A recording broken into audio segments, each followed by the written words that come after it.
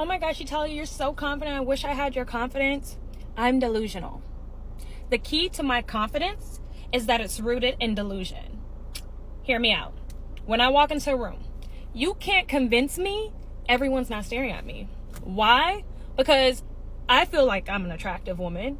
And if I see an attractive woman walk into a room, I'm going to stare at her. Logic. Another example, relationships. When girls are like, or my friends are like, what if he leaves you for another woman? He won't. The day a man leaves me is not because he left me for another woman. It's because he belongs in a mental institution. Okay? That's the only logical explanation for that. A wheel stopped turning. In addition to that, when I'm dancing, I give Meg Thee Stallion a run for her money every time. You can't convince me otherwise. Delusion. Did you just hear the delusion in this woman? She's actually delusional. She has convinced herself that she's the queen of any room she walks in, and that any guy who doesn't approach her, or ends up leaving her, doesn't leave because she isn't worth it. It's because the guy deserves to be in a mental institution. I think this woman deserves the Modern Woman of the Year award. A huge round of applause for her. In the complex landscape of modern relationships, many women are becoming increasingly perplexed by the phenomenon of men seemingly avoiding commitment. Desperation is not an uncommon feeling among women who are genuinely seeking meaningful and lasting connections. Various factors contribute to this dilemma, including shifting societal norms, a fear of vulnerability, and the prevalence of casual dating culture. Some men may be hesitant to enter into relationships due to past experiences or a desire for personal freedom. It's important for both men and women to engage in open and honest communication, allowing for a better understanding of each other's desires and concerns, in order to bridge the gap between those seeking commitment and those who may be hesitating to embrace it. In the ever-evolving world of modern relationships, understanding the reasons behind this avoidance can help women make informed choices and potentially find more fulfilling connections. This is what I want to talk about today. The idea that marriage is a necessity for men and those who don't want to get married are essentially selfish. I talk about this because I've heard this multiple times from multiple people. Are guys really selfish if they choose to not get married? Don't they have the freedom of how they want to spend their own lives anymore? Men are expected by society to act and behave in specific ways. Back in the day, men were supposed to marry early, care for the woman in every way, and raise many children. Now, with the liberation of women in modern society, men are expected to let the women in their lives decide when marriage is beneficial for them or not. Nowadays, men typically get married around their mid-30s. They marry when they are financially secure, when they are clear about their life goals, and when they have found the kind of partner they want to spend the rest of their days with. But if a woman comes out and says she doesn't want to get married because she's content pursuing her job, or simply doing her own thing, chances are people would applaud her and tell her how brave she is for making this choice. But if a man claims that he isn't considering getting married because he is content with his current lifestyle, earning enough money for himself, and has basically had enough interactions with women to know that he doesn't like that aspect of life, or that it isn't worthwhile of his time or resources, he will be viewed as being ungrateful and selfish. Why is that? Why are men subjected to a different thought process regarding marriage? Why does society think it's okay for women to enjoy the single life, but men have to shoulder the burden of those who do want to get married? First, I think it's because men have always had the role of being providers for women throughout history. They were the hunters and gatherers, they were the protectors, and they were the decision makers for a lot of people, including large groups. It is only when society sort of developed into what it is today that we have women who are also the decision makers of groups and even companies. They're heading households, leading governments, and basically have the same level of independence that men have, maybe even more. So I think it's hard to let go of preconceived notions that have been around for ages, and one such notion is that men need to provide for women and for other people as well, because that's what makes a man. Secondly, since society has changed so much, and since the roles of women have changed so much, we're still in that space and time.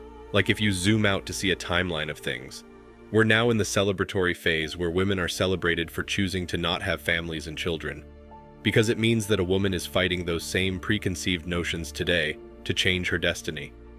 I'm sure if we fast forward 100 years, people will say the same thing to women, that it's extremely selfish of them to not have children, when it is in fact women who can naturally and biologically have children.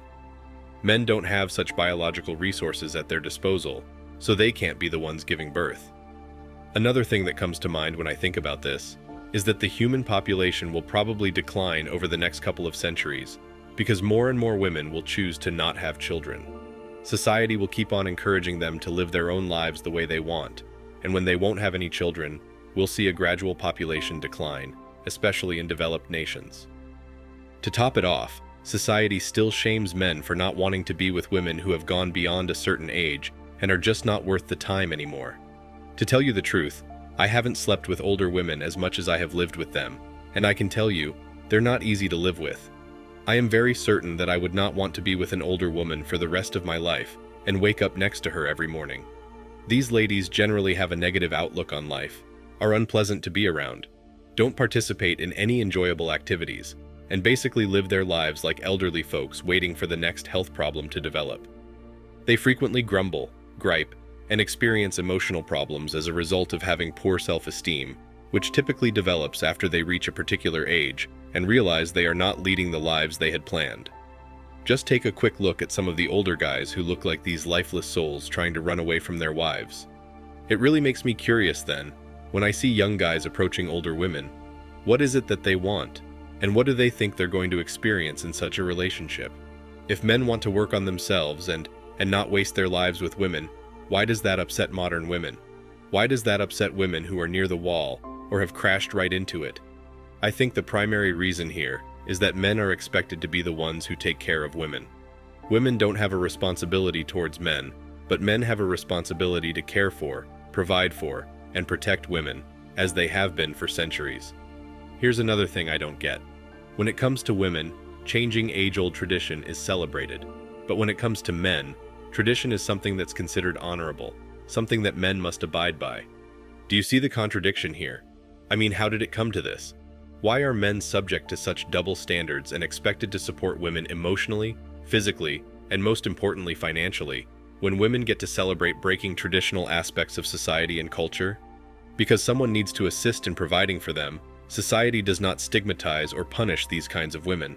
If not, they'll become even more dependent on the system or wind up on the streets. The fact that older women still look beautiful and that 45 is the new 25 is therefore constantly pushed.